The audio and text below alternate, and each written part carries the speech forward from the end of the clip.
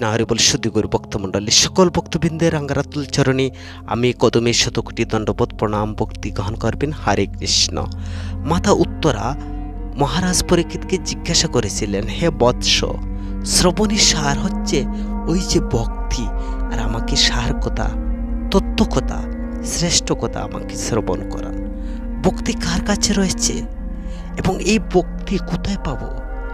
তখন ভাগবত বর্ণনা করবেন। মহারাজ পরীক্ষিত মাতা উত্তরার সেই প্রশ্নের উত্তর প্রদান করছেন। তিনি বলছেন যে নারদ মুনি শিবের নির্দেশে তিনি সুতলে ভক্তরাজ প্রহ্লাদের কাছে গমন করছেন। মনোরথে তিনি গমন করলেন। ত্রিভুবনে বিচরণ করতে যার কোনো পারমিশন লাগে না, নারদ যে কোনো 14 ভুবনেই তিনি বিচরণ করতেন। বৈষ্ণব অগ্রগণ্য শ্রী প্রহ্লাদ তৎকালীন নির্জন স্থানে ভগবৎ পদাম্বজ প্রেমে উদ্ভাসিত হইয়া তিনি ধ্যানে মগ্ন ছিলেন। হঠাৎ তিনি দূর হইতে নারদ মুনিকে অবলোকন করলেন। দেখলেন গুরুদেব। দেখি প্রহ্লাদ মহারাজ তিনি কি করলেন? গাত্র উত্থান করলেন এবং এসে তিনি দণ্ডবোধ প্রণাম ভক্তি করলেন। প্রহ্লাদ পরম যতনে মুনিকে আসনে বসান এবং তিনি পূর্বের ন্যায় তাকে পূজা করতে তিনি সেই বিধানের পূজার সম্ভার দ্বারা তিনি পূজা করবেন প্রবৃত্ত হয়েছেন। তখন নারদ সম্ভ্রমে তাহা পূজা পরিহার করলেন। অতিশয় সম্ভ্রান্ত চিত্তে কেবল তাহার সঙ্গে আলিঙ্গন করার ব্যস্ত হইয়া প্রেমা অশ্রু বর্ষণ করিতে করিতে নারদ মুনি বলিতে লাগলেন যে এখন একটি প্রশ্ন হচ্ছে, আমাদের দৈনন্দিন জীবনে একসাথে যদি ভগবান এবং গুরুদেব আসেন তাহলে আমরা কাকে আগে ভক্তি প্রদান করব? প্রহ্লাদ মহারাজ ধ্যান থেকে উঠেই তিনি আগে গুরুদেবকে ভক্তি করছেন, প্রণাম করছেন।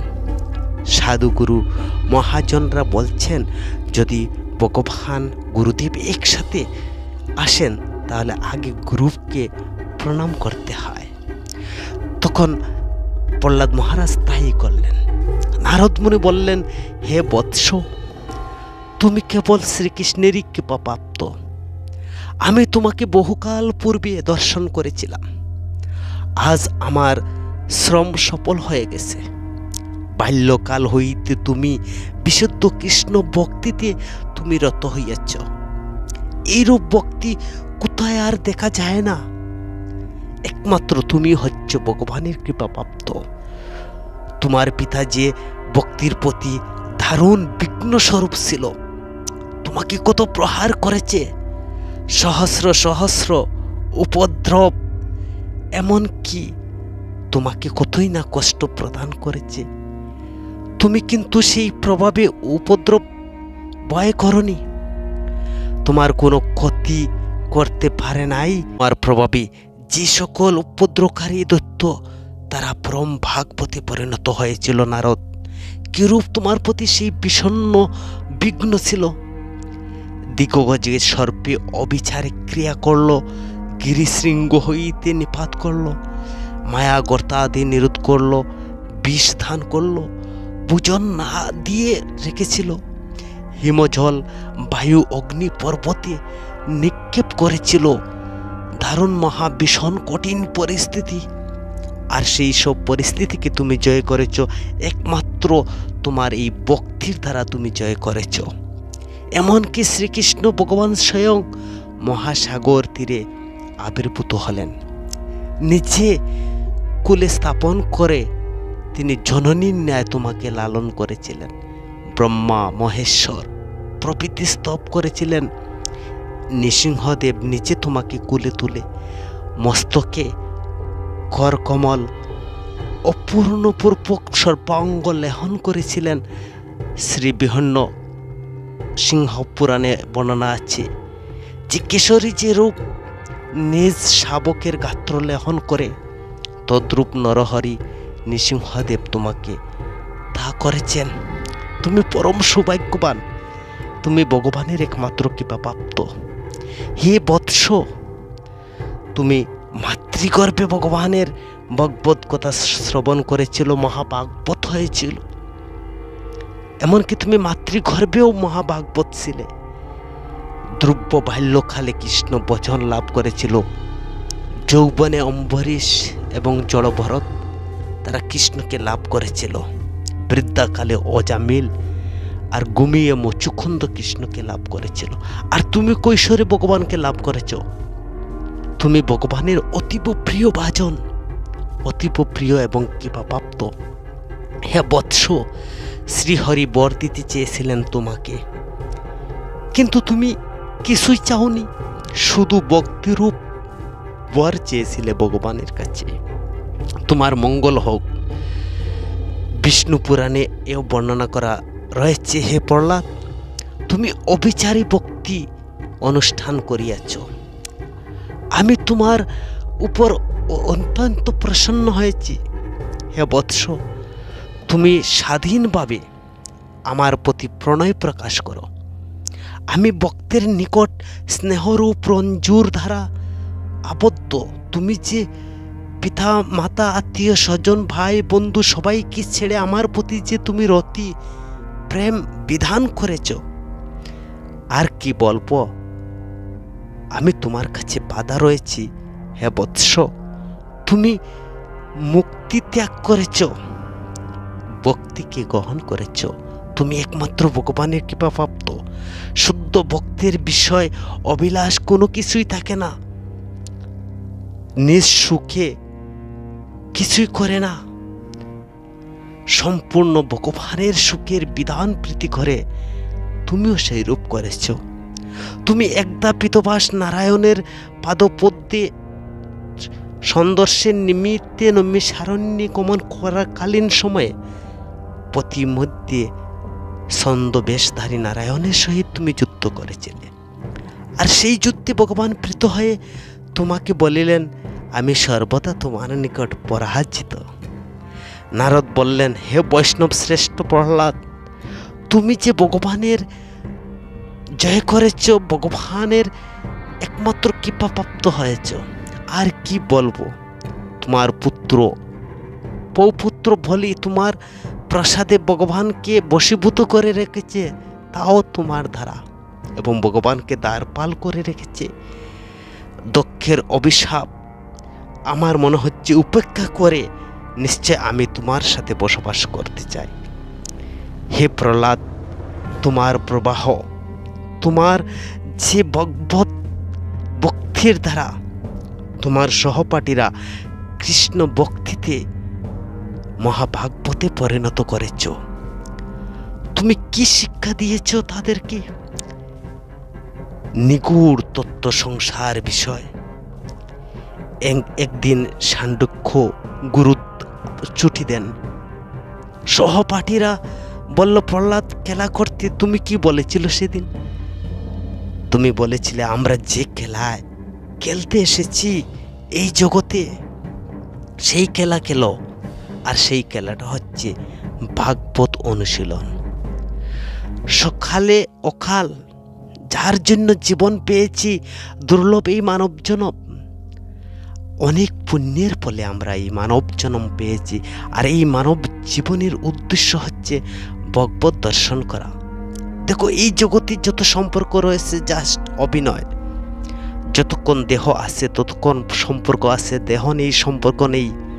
হে ভক্তমণ্ডলী, প্রত্যেক জীবের মধ্যে ভগবান বিরাজ করছেন।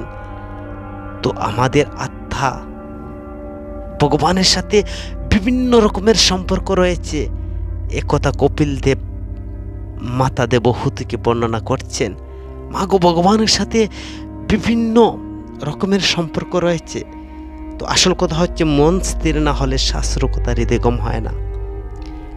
আমি আমাকে ভালোবাসি, পরিবারকে ভালোবাসি, সবাইকে সেবা করছি, কিন্তু এইসব কিসের জন্য করছি? সুখ পাওয়ার জন্য। এটা হচ্ছে আত্মবোধ। ভগবানের সাথে যে সম্পর্কটা, গুরু রূপে তিনি আমাদের সাথে সম্পর্ক রয়েছে, সখা পুত্র রূপে কয়েকটা সম্পর্ক ভগবানের সাথে আমাদের রয়ে গেছে। তো নারদ মুনি বলছেন, হে প্রহ্লাদ, হে বৎস, তুমি একমাত্র ভগবানের কৃপাপ্রাপ্ত।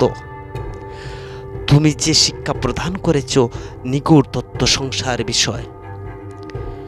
আমরা খেলা খেলতে এসেছি, আর সেই খেলাটাই হচ্ছে ভগবত ভক্তি করা। দেখো, এই সংসারে স্ত্রী রয়েছে, পুত্র রয়েছে, ভাই বন্ধু, পুত্র পুত্রান, এইসব সম্পর্ক হচ্ছে মিথ্যা। জাস্ট একটি অভিনয়ের মধ্যে রয়ে গেছি আমরা। কেউ বাবা বলছে, কেউ পুত্র, কেউ মাতা, তো বিভিন্ন ধরনের। তো প্রত্যেক জীবের মধ্যে ভগবান সর্বদা বিরাজমান। তো ভগবানের সাথে আমরা যে সম্পর্ক, কিসের জন্য আমরা এসেছি, তিনি গুরু রূপে, সখা রূপে, পুত্র রূপে আমাদেরকে সম্পর্ক রয়েছে ভগবানের সাথে। আমার আত্মার স্বামী রূপে সম্পর্ক রয়েছে। গীতায় দ্বাদশ অধ্যায় ভগবান বলছেন যে ভগবানের সাথে যে সম্পর্ক জীবের, সেই সম্পর্কটা হচ্ছে নিত্য সম্পর্ক। জীবের প্রতি দেশশূন্য বন্ধুভাব, দয়ালু, মমতা, বুদ্ধি শূন্য, নিরহংকার, সুখ দুঃখ সমান, সর্বদা ভক্তিতে যুক্ত, সংযত স্বভাব, তত্ত্ব দৃঢ় নিশ্চয়, এবং যার মন বুদ্ধি সর্বদা আমাতে অর্পিত, তিনি আমার হচ্ছেন প্রিয় ভক্ত। যার উদ্বেগ প্রাপ্ত হন না, হর্ষ বিষাদ ভয় উদ্বেগ থেকে, তিনি আমার প্রিয়। ভগবান প্রিয় বলছেন, যিনি নিষ্প্রিয় সূচি দক্ষ, পক্ষপাত শূন্য, ভয়হীন, সকর্ম ত্যাগী, তিনি হচ্ছেন আমার একমাত্র প্রিয়। ভগবানের নিত্য সম্পর্ক রয়েছে আমাদের, নিরন্তর যুগের পরাকাষ্ঠা, লাভ লুস্কান সন্তোষ সব কিছু। ভগবান হচ্ছেন সুরুদ্ধ, দয়ালু, মমতা শূন্য, নিরহংকার, সুখ দুঃখের সম, ক্ষমাশীল, দেশহীন, দেহগত, দৃঢ় নিশ্চয়, মন বুদ্ধি কৃষ্ণের প্রতি অর্পিত, উদ্বেগ হন না, কাউকে যিনি উদ্বেগ প্রদান করেন না, হর্ষ ভয় যে আকাঙ্ক্ষাও কোনো কিছু করেন না, সূচি দক্ষ, তিনি হচ্ছেন কর্মফল ত্যাগী, হৃষ্ট হন, মান অপমানে দয়াল, শত্রু মিত্রের সমদর্শী এবং স্থির বুদ্ধি সম্পন্ন, আসক্তি শূন্য। হে অর্জুন, এইসব গুণ যে জীবের মধ্যে রয়েছে, যে থাকে যার ভিতরে, সে আমার প্রিয় প্রিয় প্রিয়। আর প্রিয় কাকে বলে? তিনি যে বলছেন আমার প্রিয়, তো প্রিয় কাকে বলে? এতটা সম্পর্ক ভগবানের সাথে আমাদের। আমরা সংসার মায়ায় সব ভুলে যাই। আজ প্রহ্লাদ তার সহপাঠীকে বলছেন, এই সংসারে যাস নে, বুঝলি তো সংসার আমি কি রকম, আমি তা জেনেছি একমাত্র আমার গুরু কৃপায় জেনেছি। এটা প্রহ্লাদের উপদেশ সহপাঠীকে। তোমরা যে খেলা খেলতে চাইছো তা সুখের নয়, শারীরিক তৃপ্তি মাত্র। দেখো, জীবন সুখ পূর্বজন্মের কর্মফল। জীবনে যা সুখ আসে, দুর্লভ মানব জন্ম, হরিকে ডাকো ভাই। মুক্ত বাল্য কিশোর ক্রীড়াস জাতি বিংশতি, জরাগ্রস্ত দেহস্যত স্বল্পস্য বিংশতি। তাদের এইসব কথা শুনে, সংসার ধর্মের কথা শ্রবণ করে এক সহপাঠী বলে উঠল, তাহলে আমরা কি বিবাহ করব না ভাই? প্রহ্লাদ মহারাজ বললেন, 100 বার বিবাহ করবে, কিন্তু আগে জানতে হবে বিবাহ কি, দাম্পত্য জীবন কিভাবে পরিচালনা করতে হবে, জেনে বিবাহ করতে হবে। সংসার কি, নববধূ ঘরে আসবে, মধুর ভাগ্য এত মিষ্টি, সব আবদার মানতে হবে। সবচেয়ে মূল্যবান যে তোমার সন্তান হবে, যেমন দুধ থেকে স্বর হবে। এত ব্যস্ততা, হরিকথা শোনার সময় নেই। কিন্তু অদ্ভুত লাগে, আমরা যখন মন্দিরে যাই, নিজে সন্তানের সুখ চাই, নিজের আত্মকল্যাণ চাই না, সন্তানের আত্মকল্যাণ চাই না, জড়জাগতিক ধন সম্পদ চাই। কত হাহুতাশ করি। প্রহ্লাদ বলেন, ছেলে থেকে মেয়ের প্রতি 1000 গুণ মায়া বেশি। প্রহ্লাদ বলেন, আসক্তি 2টি, জিহ্বা আর জনন ইন্দ্রিয়। জিহ্বার উদয় নিয়ে আমরা সবসময় ব্যস্ত। এই উদরপতির জন্য সদা সর্বদাই আমরা সারাটা জীবন ব্যস্ত থাকি, আর দাম্পত্যের জীবন নিয়ে ব্যস্ত থাকি, কিভাবে সুখের হবে, কিন্তু জীবনে বৈরাগ্য হলো নি। হে বৎস, তুমি যে ভগবানের পরম প্রিয় ভক্ত, তুমি যে কি নিগুড় তত্ত্ব তুমি অসুরগণকে প্রদান করেছ, সেই সংসার ধর্ম কিভাবে পালন করতে হয়। হে বৎস, তুমি যা পেয়েছ ব্রহ্মা তা পাননি। নারদমুনি বলেন, এইভাবে নারদ প্রহ্লাদের গুণকীর্তন করতেই চলছেন। পরীক্ষিত বললেন, মা গো, নিজ শ্রুতি বা নিজের প্রশংসা স্তুতি ভক্তি শ্রবণ করে প্রহ্লাদ মহারাজ নিজের মনে লজ্জাবোধ মনে হচ্ছে। তিনি উপহাস মনে করে নারদকে ভক্তি করে বলিতে লাগিলেন, হে গুরুদেব, আপনি যা বলছেন তা ঠিক, কিন্তু আর আমার অন্ধকার দিক আছে গুরুদেব। আমি যে সসেব্য খালে যে কৃষ্ণ ডেকেছি বা কৃষ্ণ ভক্তি করেছি, সেই ভক্তিটা কতটুকু যুক্তিযুক্ত আপনি বলেন। সসেব্যে যা হয় এটা হচ্ছে লৌকিক শিক্ষা, যৌবনে তা ধরে রাখা যায় না প্রভু। সসেব্যের ভক্তি কিন্তু ঠিক নয়। আমার যা হয়েছে তা পূর্বজন্মে গুরুর কৃপা। আর আমি যে সহপাঠীকে যে জ্ঞান প্রদান করেছি, সংসার ধর্মের নিগুড় তত্ত্ব প্রদান করেছি, এইসব কিন্তু আমার না গুরুদেব। এই শিক্ষাটা আপনার, আপনি আমাকে দিয়েছিলেন, আমি সেই শিক্ষাটা প্রদান করেছি। এটাও আমার স্বীকৃতি নয়, এসব আমার নয়। সদ্গুণাবলী ভক্তির অনুকূল, তা দেখে বলা যায় না তিনি ভগবানের ভক্ত। তো অলৌকিক জ্ঞান ভগবত কৃপা নয় গুরুদেব, সেটা ভগবান আমাকে রক্ষা করেছেন, এটাও গুরু কৃপা, এটাই আপনার কৃপা, আমার কোনো কিছু নেই। প্রকৃত ভগবত কি? ভগবত হলো স্থায়ী সেবার অধিকার দিয়ে সদ্গতির দ্বারা চরম স্তরে চলে যাওয়া ভগবানের কৃপা। ভগবানের রঞ্জুর ধারা বাঁধবে, ভগবানের পার্শ্বদ বানিয়ে নেবেন, এটাই হচ্ছে চরম ভক্তি গুরুদেব। তাই ভগবানের নিত্য সেবায় যুক্ত হওয়া। কিন্তু দেখুন গুরুদেব, আমাকে গুরুদেব নেননি। তার প্রমাণ গুরুদেব ভক্তরাজ হনুমান। তার মতো ভক্তকে ভগবান তিনি আদেশ দিচ্ছেন, নির্দেশ দিচ্ছেন, সে পালন করছে। এই যে দাস্য সেবা, ভগবানের পার্শ্বতোয়া, তারাই চরম ভক্তি, তাদেরই হচ্ছে ভগবানের কৃপাপ্রাপ্ত, তারাই ভগবানের একমাত্র একনিষ্ঠ ভক্ত। আমি তো কোনোদিন গুরু সেবা করিনি গুরুদেব।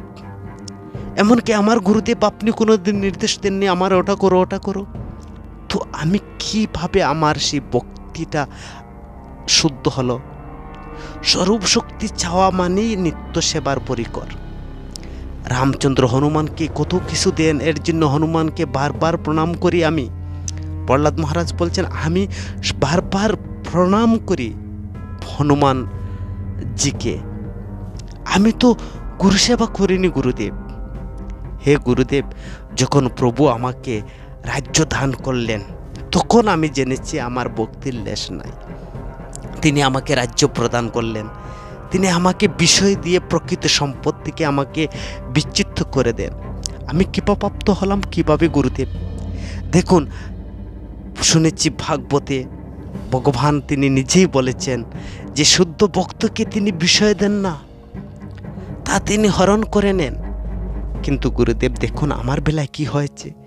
আমাকে তিনি রাজ্য দিলেন বিষয় দিয়ে, আর আমাকে গুরুর ভগবানের কাছ থেকে আমাকে দূরে সরিয়ে দিলেন, আমাকে নিত্য পার্শ্বদ বানালেন না। আমার দিক গুরুদেব। পরে অসুর পাপ প্রাপ্ত হয়ে আমি কি করলাম? বদরিকা আশ্রমে প্রভুর সাথে আমি যুদ্ধ হলাম। যদি আমার কৃপা লেশ থাকতো আমি কি তা করতে পারতাম গুরুদেব? আমার মতে হনুমানই হচ্ছে শ্রেষ্ঠ। প্রভুর সেবায় সে সর্বদা নিয়োজিত। তিনি কপিপতি দাস্য, নিজের শরীর দিয়ে, মন দিয়ে, চিত্ত দিয়ে। আমি কোনোদিন গুরু সেবা করিনি গুরুদেব। সেবনম ভক্তি উৎকৃষ্টতম, নিজের কায় মনোবাক্য ধারা চিত্ত নিত্য গুরু সেবা হচ্ছে, এটাই হচ্ছে চরম ভক্তি। একমাত্র ভক্ত রাজ হনুমানের কাছে এইসব ভক্তি দেখা যায় গুরুদেব। আমার কাছে ভক্তির কোনো লেশ নেই। আমি গুরুদেবের সেবা করিনি। গুরুদেব কোনোদিন আমাকে আদেশ নির্দেশ প্রদান করেননি। গুরুদেব বলেননি ওটা করো সেটা করো। নিজের শরীর দিয়ে চিত্ত সম্পাদনে আমি গুরু সেবা করিনি। এটা আমার ভক্তির সার্থকতা নয়। যদি নিজে খায় মনোচিত্তে নিত্য গুরু ভক্তিকে চরম ভক্তি বলে প্রভু। আমার এই চরম ভক্তি নেই। যিনি গুরুনিষ্ঠা সেবাস্বরূপ ভক্তরাজ হনুমান, তিনি 9টা লক্ষণের মধ্যে ভক্তির মধ্যে তিনি দাস্য ভক্ত প্রাপ্ত হয়েছেন। হে গুরুদেব, চরম সেবার ভক্তির তুলনা হয় না। শাস্ত্রে আছে, শ্রী বিষ্ণু শ্রবণে, পরীক্ষিত কীর্তনে, শুকদেব প্রহ্লাদ স্মরণে, পৃথু অর্চনে, অকুরু স্তুতি বন্দনে, সাক্ষ্য অর্জুন, সুদামা দাস্য, কপিপতি হনুমান। তো পাদশ্রবণে বৈকুণ্ঠের লক্ষ্যপতি আত্মনিবেদনে বলে মহারাজ। তবে এখানে স্মরণের ভক্ত হিসাবে আমার নামটা রয়েছে গুরুদেব, এক এক ভক্তির কথা। তো অনুসরণ করে কে কৃষ্ণপ্রাপ্ত হয়েছে সাধুর মুখে শ্রবণে শুনেছি যে ব্যাসদেবের পুত্র শুকদেব অপ্রাকৃত যে বাণী আবৃত্তি করে শুকদেব পারমার্থিক জ্ঞান সিদ্ধি লাভ করেছেন, তিনি হচ্ছেন মহাভাগবত। কিন্তু আমাকে দিয়ে একটি ভক্তির অঙ্গ আসছে গুরুদেব, এখানে কিন্তু শেষ নয়। সনাতন গোস্বামী তিনি বলছেন, স্মরণে ভক্তির মুখ্য ভক্তি একমাত্র দৃষ্টান্ত হচ্ছে প্রহ্লাদ।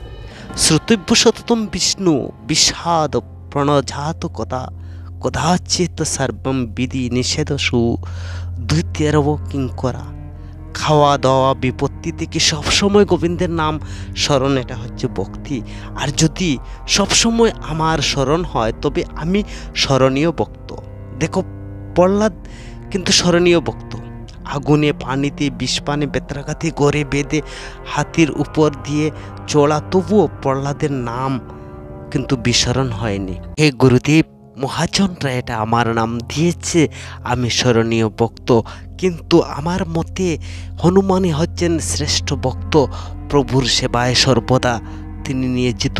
তিনি কপিপতি দাস্য, নিজের শরীর দিয়ে, মন দিয়ে, চিত্ত দিয়ে। আমি কোনোদিন গুরু সেবা করিনি, আমার কৃপা লেশ মাত্র নেই। সেবনম ভক্তি উৎকৃষ্টম, আমার তো সেটা নেই গুরুদেব। আপনি যদি মহান ভক্তির চরম দৃশ্য দেখতে চাও, তাহলে আপনি চলে যান কিমপুরুষে। সেখানে তিনি রামচন্দ্রের চরণে অর্চনে রত রয়েছেন। তখন নারদ মুনিকে তিনি বলছেন, গুরুদেব, আমি ভগবানের কৃপাভাজন নয়, আমাকে তিনি বিষয় দিয়ে আর মহাসম্পদ থেকে আমাকে বঞ্চিত রেখেছেন। আমি যদি শুদ্ধ ভক্ত হতাম, গুরুর পাদ সেবন করতাম, গুরুর সান্নিধ্যে থাকতাম, আমাকে লজ্জা দিবেন না গুরুদেব। আমি বড়ই অবাচন, আমার কৃপা লেশমাত্র নেই। আর যা কিছু হয়েছে তাও আপনারই কৃপা গুরুদেব।